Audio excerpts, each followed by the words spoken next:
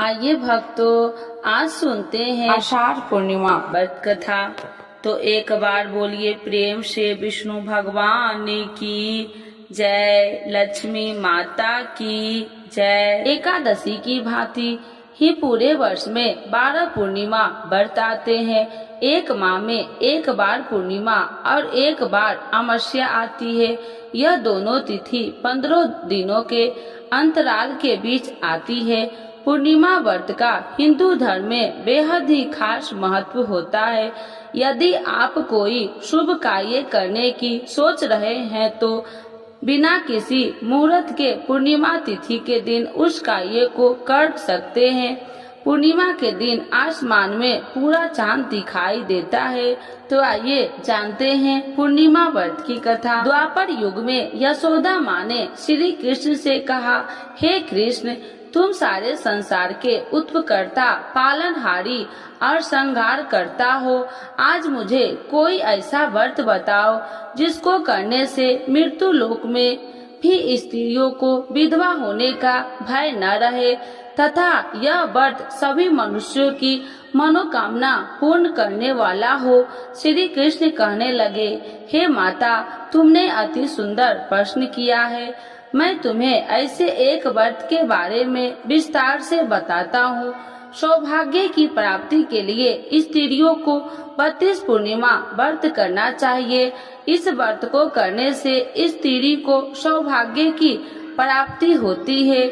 यह व्रत अत्यंत सौभाग्य देने वाला और भगवान शिव के प्रति भक्ति को बढ़ाने वाला है। यशोदा जी कहने लगे कि हे कृष्ण, प्रथम इस व्रत को मृत्यु लोक में किसने किया था, इसके विषय में विस्तार से मुझसे बताओ। श्री कृष्ण कहने लगे कि इस भूमंडल पर अनेक प्रकार के रत्नों से परिपूर्ण कार्तिका नाम की एक नगरी थी। वहाँ चंद्रहास नामक राजा राज्य करता था। उसी नगर में धनेश्वर नाम का एक ब्राह्मण था और उसकी स्त्री अति सुशीला रूपवती थी। दोनों ही उस नगर में बड़े प्रेम से रहते थे। घर में धन्य धान्य आदि की कोई कमी नहीं थी, परंतु उनको बहुत बड़ा दुख था कि उनकी कोई संतान नहीं है। एक समय एक बड़ा योगी उस नगर में आया। वह योगी उस ब्राह्मण के घर को छोड़कर अन्य सभी घरों से भिक्षा लेकर भोजन किया करता था। रूपवती से कभी भिक्षा नहीं लेता था। एक दिन वह योगी रूपवती से भिक्षा न लेकर किसी अन्य घरों से भिक्षा लेकर गंगा किनारे जाकर भिक्षण को प्रेम पूर्वक ग्रहण करने लगा कि धनेश्वर ने योगी का यह सब कार्य देख लिया। अपनी भिक्षा के अनादर से दुखी होकर धनेश्वर योगी से बोला, हे महात्मा, आप सब घरों से भिक्षा लेते हैं, परंतु आप मेरे घर की भिक्षा कभी नहीं लेते। इसका क्या कारण है? योगी ने कहा, निसंतान के घरों की भिख पतितों के अत्र के तुल्य होता है और जो पतितों का अत्र खाता है वह भी पतित हो जाता है।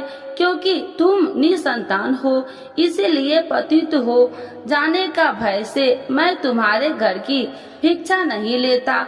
धनेश्वर योगी यह बात सुनकर बहुत दुखी हुआ और हाथ जोड़कर योगी के पैरों में गिर गया और कहने लगा, हे महाराज, यदि ऐसा है तो आप पुत्र प्राप्ति का उपाय बतलाइए। आप सर्वज्ञानी है, मुझ पर कृपा कीजिए। हे भगवान, मेरे घर में धन की कोई कमी नहीं है, परंतु मैं पुत्र न होने का कारण अत्यंत दुखी हो। आप मेरे इस दुख का हरण करें, सामर्थ्यवान है। यह सुनकर योगी कहने लगे, हे ब्राह्मण, तुम चंडी की आराधना करो। आकर उसने अपनी पत्नी से सब बात कह और स्वयं तप करने के लिए वन में चला गया। वन में जाकर उसने चंडी की उपासना की और उपवास किए। चंडी ने 16वें दिन उसको स्वप्न में दर्शन दिया और कहा, हे धनेश्वर, जा, तेरे घर पुत्र होगा, परंतु वह 16 वर्ष की आयु में ही मृत्यु को प्राप्त हो जाएगा।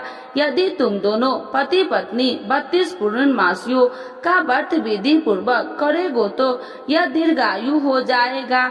जितनी तुम्हारी सामर्थ्य हो आटे के दिए बनाकर शिव जी भगवान का पूजन करना, परंतु पूर्णमासी के व्रत 32 होने चाहिए। प्रातः काल होने पर इस स्थान के समीप तुम्हें आम का वृक्ष दिखाई देगा। उस पर चढ़कर तुम एक फल तोड़कर शीघ्र ही अपने घर चले जाना और अपनी पत्नी से सब बात कहना। ऋतु स्नान के पश्चात वह स्वच्छ होकर श्री शंकर भगवान का ध्यान करके उस फल को खा लेगी। शंकर भगवान की कृपा से उसको गर्भ हो जाएगा। जब वह ब्राह्मण प्रातः काल उठा तो उसने एक स्थान के पास ही आम का वृक्ष देखा, जिस पर एक अत्यंत सुंदर आम का फल लगा हुआ था। उस ब्राह्मण ने उस आम के वृक्ष पर चढ़कर फल को तोड़ने की प्रयत्न किया, परंतु वृक्ष पर कई बार प्रयत्न करने पर भी वह चढ़ नहीं पाया। तब उस ब्राह्मण को बहुत चिंता हुई। तब विघ्न विनाशक श्री गणेश भगवान की वंदना करने लगा। हे दया निधान, अपने भक्तों के विघ्नों का नाश करने के, उनके मंगल कार्यों को करने वाले, दुष्टों का नाश करने वाले, रिद्धि सिद्धि प्रदान करने वाले, आप मुझ पर कृपा करके इतना बल दे कि मैं अपने मनोरथ को पूरा कर सकूं।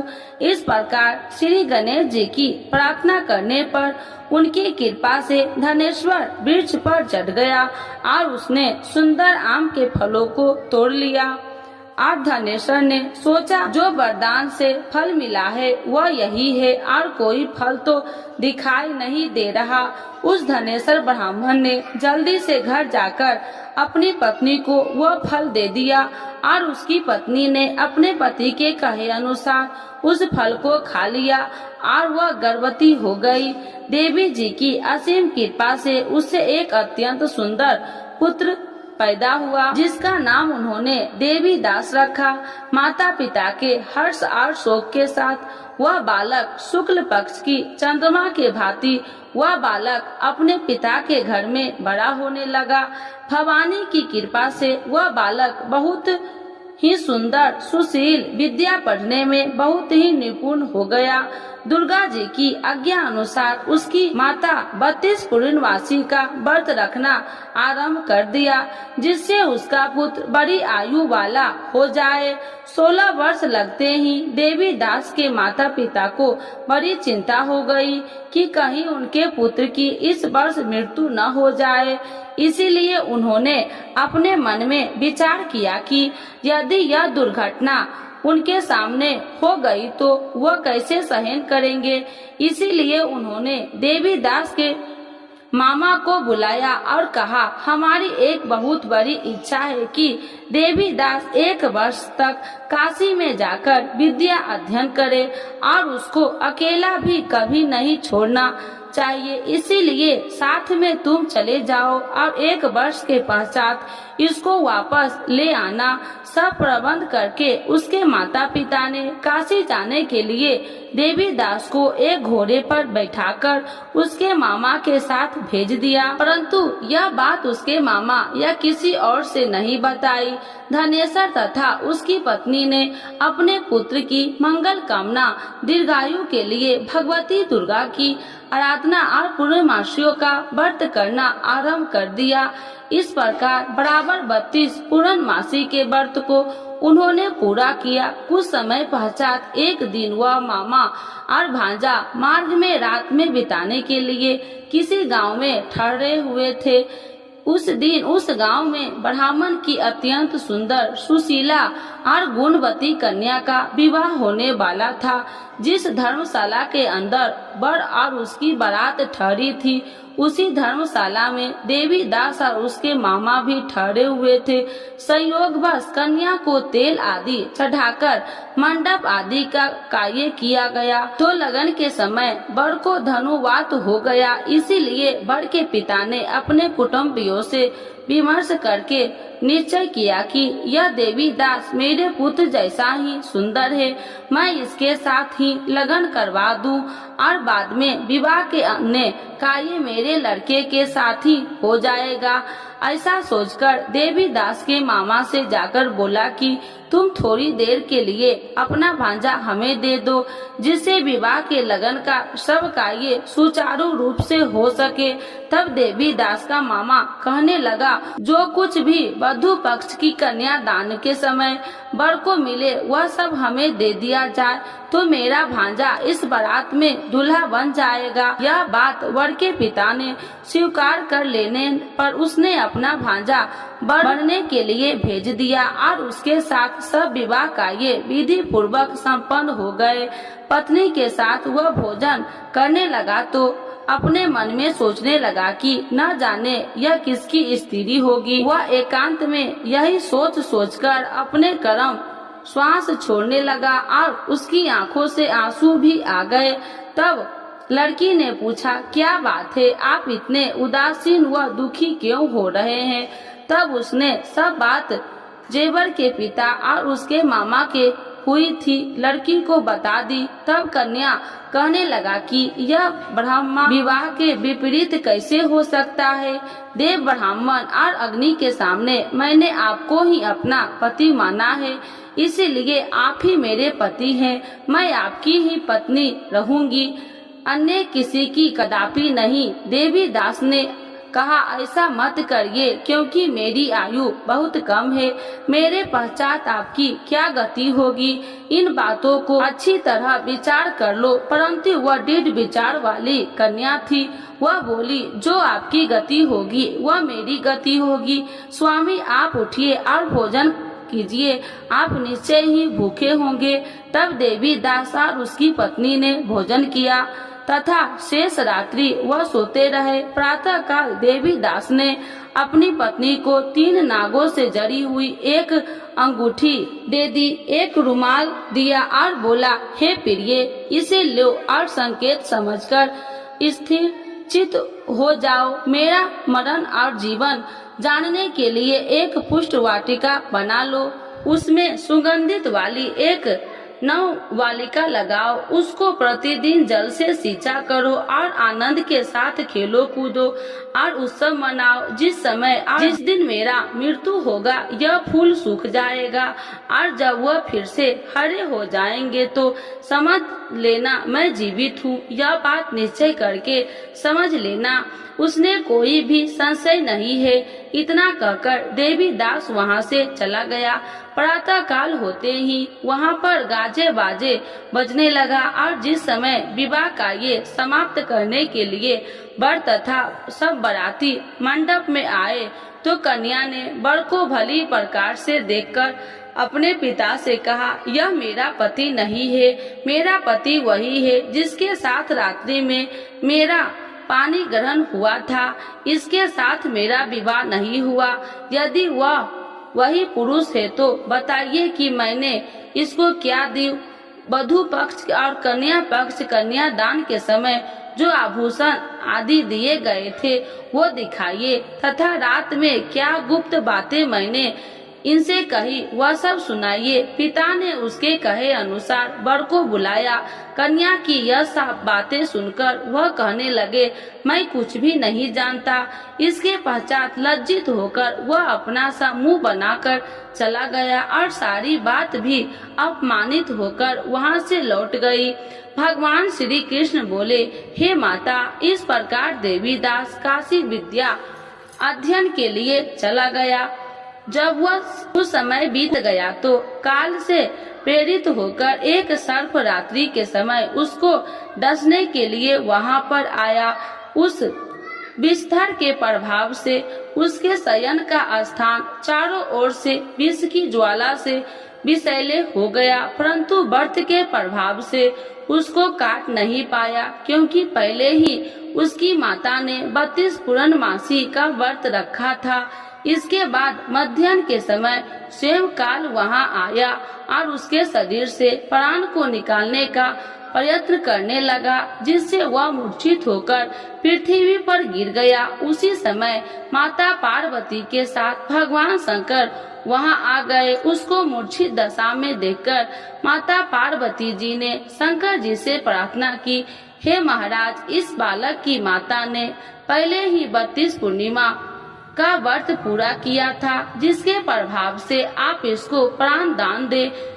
भवानी के कहने पर भक्त वत्सल भगवान शिव जी ने उसको प्राण दान दे दिया। इस व्रत के प्रभाव से काल को भी पीछे हटना पड़ा और देवी दास स्वयं होकर बैठ गया। उधर उसकी पत्नी उसके काल की परीक्षा किया करती थी। जब उसने देखा वो पुष्प वाटिका में पुष्प कुछ भी नहीं है तो उसको अत्यंत आश्चर्य हुआ, लेकिन जब वह जैसे ही हरी भरी हो गई तो वह जान गई कि सब उसका पति ठीक ठाक है, वह जीवित हो गया है। यह देखकर वह बहुत प्रसन्न हो उठी। अपने पिता से कहने लगे कि पिताजी, मेरा पति जीवित है, आप उनको ढूंढिए। जब 16 वर्ष व्यतीत हो गया तो देवी दास भी अपने मामा के साथ काशी से चल दिया। इधर उसके ससुराल उसको ढूंढने के लिए अपने घर से जाने वाले ही थे कि वहाँ दोनों मामा और भांजा वहाँ पर आ गए।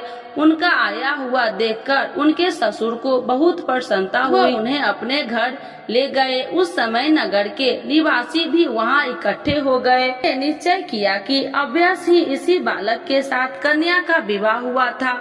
उस बालक को कन्या ने जब देखा तो पहचान लिया कि यह तो वही है जो संकेत करके गया था।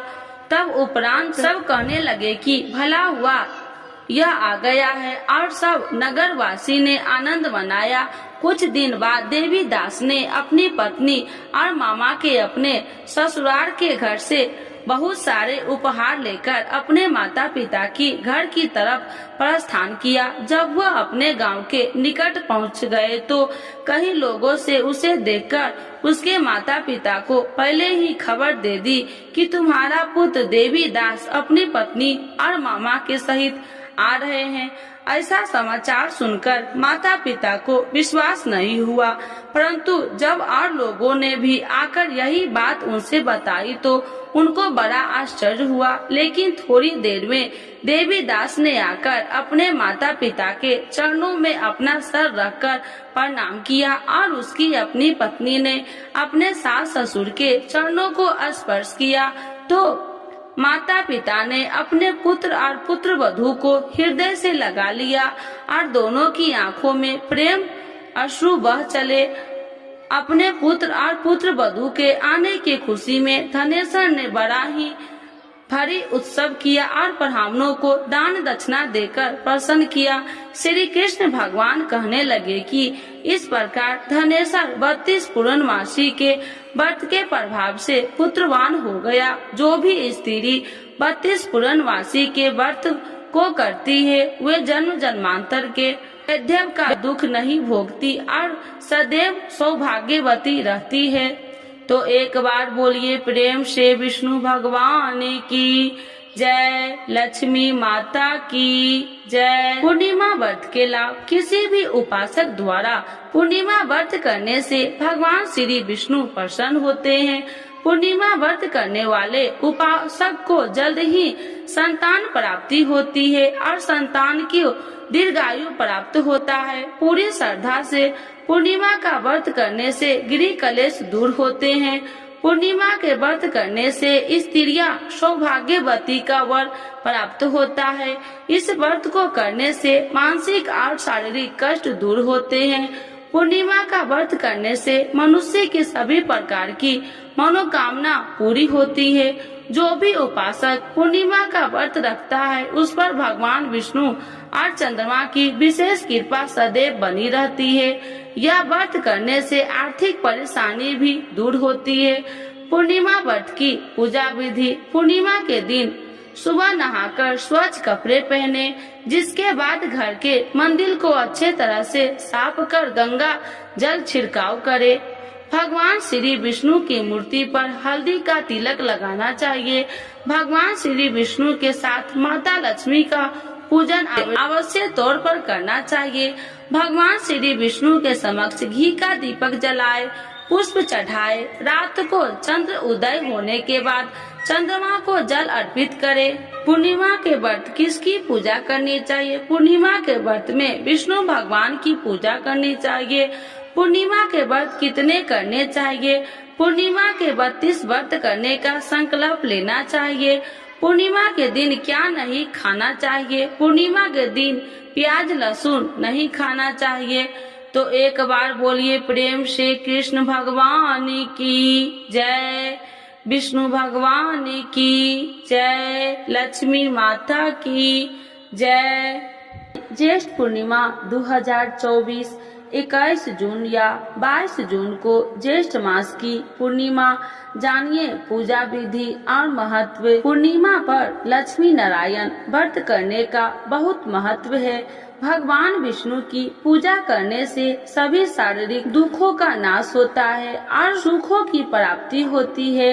इस दिन पवित्र नदियों में स्नान करने एवं व्रत दान पुण्य करने से पुण्य फलों की प्राप्ति होती है। वैदिक पंचांग के अनुसार ज्येष्ठ माह की पूर्णिमा तिथि की शुरुआत 21 जून 2024 को सुबह 6:01 पर होगी। यही इसका समापन 22 जून 2024 को सुबह 5:07 पर होगा। ऐसे में ज्येष्ठ पूर्णिमा 22 जून शनिवार के दिन मनाई जाएगी, लेकिन इसका व्रत 21 जून को किया जाएगा। इस दिन वट पूर्णिमा व्रत और संत कबीर दास जयंती का पर्व भी मनाया जाता है। ज्येष्ठ पूर्णिमा व्रत का महत्व।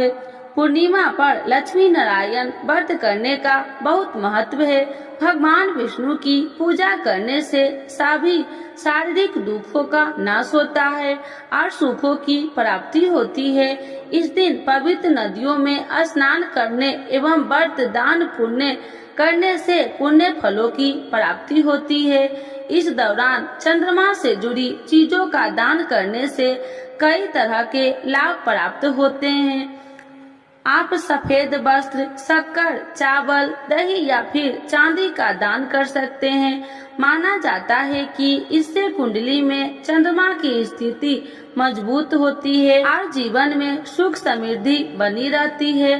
पूर्णिमा के दिन चंद्र देव अपनी पूर्ण कला से युक्त होते हैं। इसका प्रभाव सीधे व्यक्ति के मन और शरीर पर पड़ता है। इस दिन चंद्र पूजन से व्यक्ति की मानसिक और आर्थिक स्थिति ठीक होती है, क्योंकि ज्योतिष में चंद्रमा को द्रव्य और मन का कारक कहा गया है। पूर्णिमा व्रत की पूजा विधि। इस दिन सूर्योदय से पूर्व स्नान कर उगते हुए सूर्य को जल दे और इसके बाद भगवान लक्ष्मी नारायण के सामने हाथ में अक्षत, जल, पूजा की सुपारी और जल लेकर व्रत का संकल्प ले। पूजा के लिए पूर्व की ओर मुख कर बैठे जाए और एक चौकी पर लाल और पीला वस्त्र बिछा ले कर लक्ष्मी नारायण को आसन दे। पीला कपड़ा दाहिना और बिछाकर विष्णु जी को स्थापित करे और लाल कपड़ा बाएं ओर बिछाकर देवी लक्ष्मी को विराजित करे।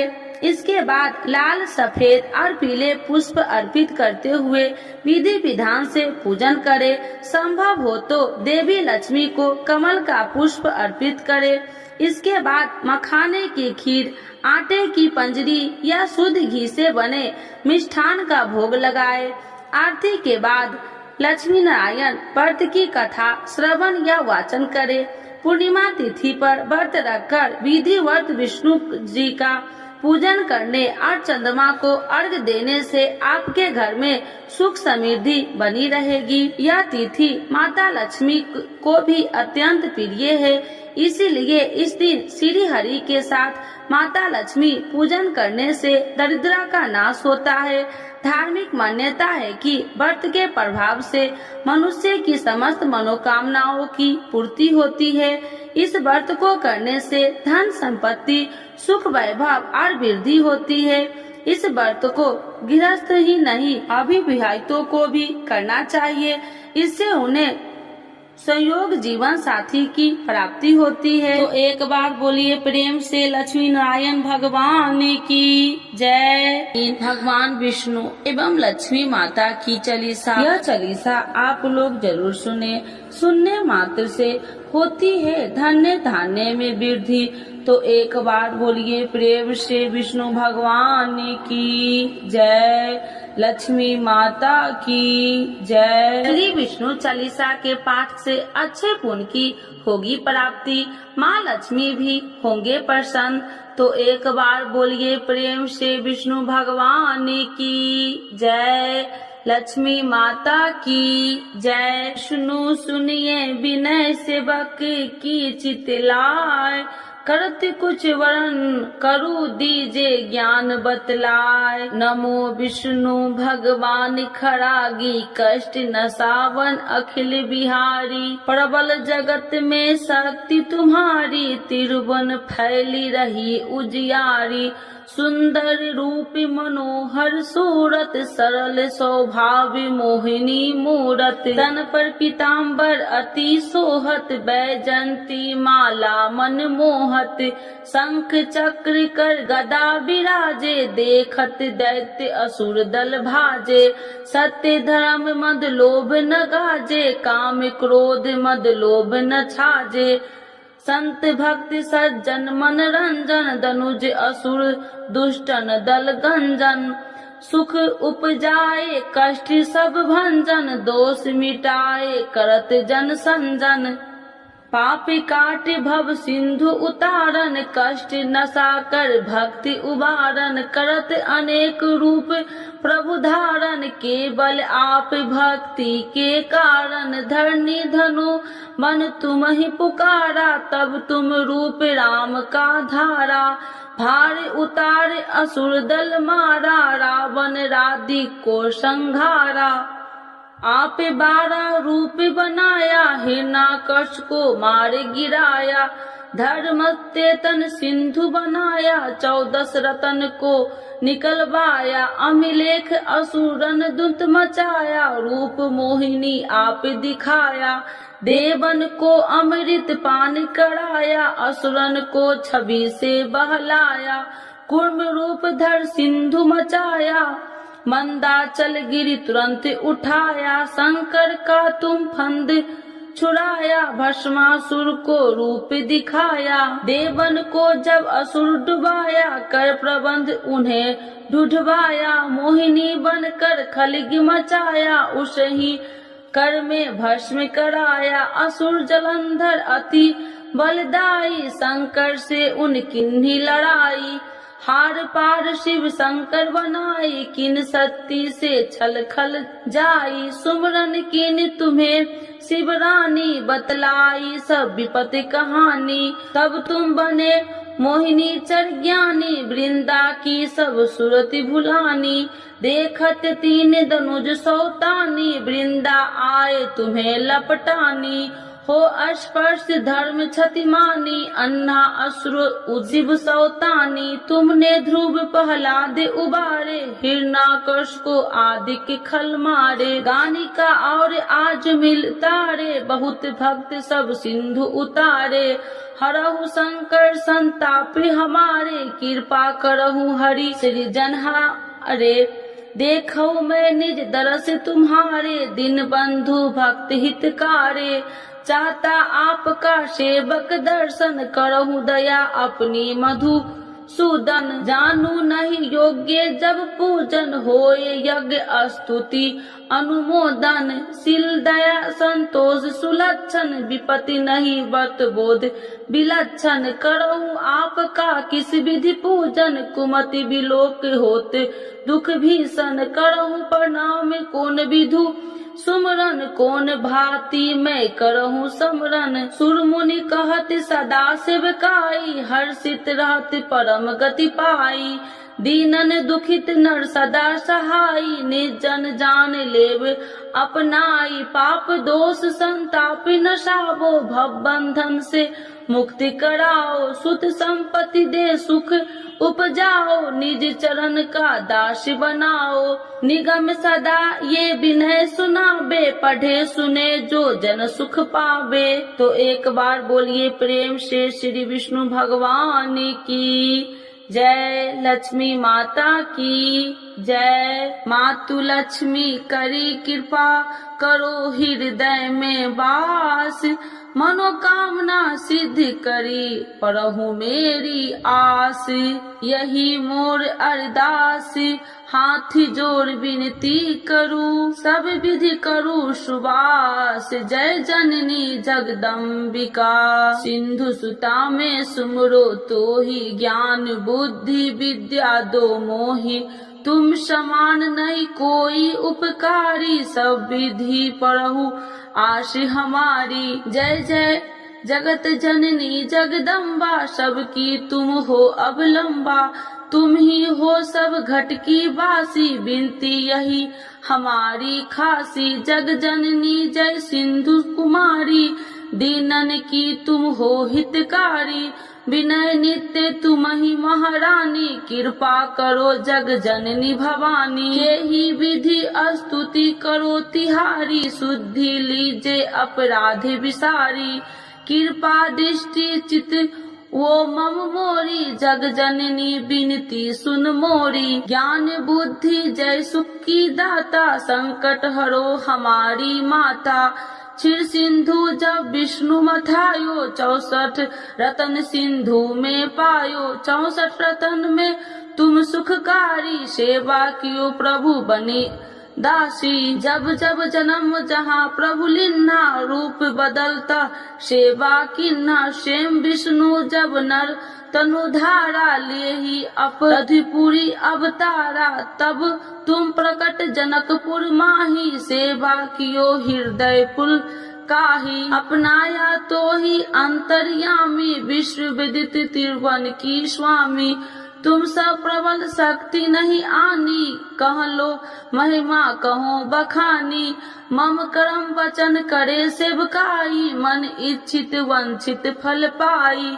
तजी छल कपट और चतुराई, पूज ही विधि भक्ति मन लाही। और हाल में कहूँ बुझाई, जो यह पाठ करे मन लाई। ताको कोई कष्ट नोई, मन इच्छित पावे फल सोई। त्राही त्राही जय दुख निवारणी, त्रिविध ताप भव बंधन हारिणी। जो चालीसा पढ़े पढ़ावे, ध्यान लगा कर सुने सुनावे। ताको कोई न रोग सतावे, पुत्र आदि धन संपत्ति पावे। पुत्रहीन अरु संपत्तिहीना, अद्र वज्र कोठी अति दिन्ना। वृप बुलाए के पाठ करावे, शंका दिल में कभी न लावे। पाठ करावे दिन 40, तापर कृपा करे गौरी सा। सुख संपत्ति बहुत सी पावे, कभी कहीं कहूँ की आवे।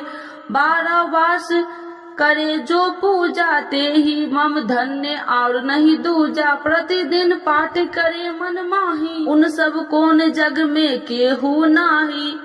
बहु विधि क्या मैं करूँ बड़ाई, ले परीक्षा ध्यान लगाई। करे विश्वास करे व्रत नेमा, होए सिद्धि उपजई उर प्रेमा। जय जय जय लक्ष्मी भवानी, सब में व्यापति हो गुण खानी। तुमरो तेज प्रबल जग माही, तुम सब को दयालु कहु नाही।